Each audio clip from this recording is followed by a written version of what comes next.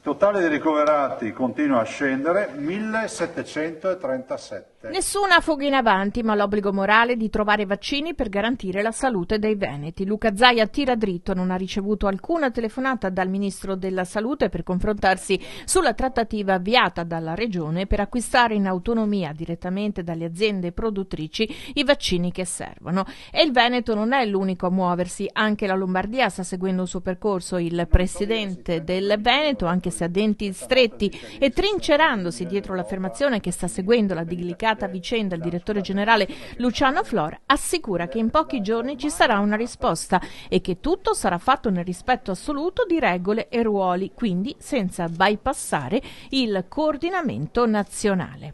Siamo senza vaccini, te lo dico in Veneto così lo capiscono tutti. Siamo senza vaccini. Abbiamo persone, i cittadini veneti disperati, quelli che vogliono vaccinarsi, che ci telefonano perché vogliono essere vaccinati. Questa è la situazione. E c'è qualcuno che dice che è una fuga in avanti. Guarda, io non ho parole. Non va mai bene niente. Io penso che non ho parole. Mi fermo qua, a me sembra una roba allucinante quello che sento dire.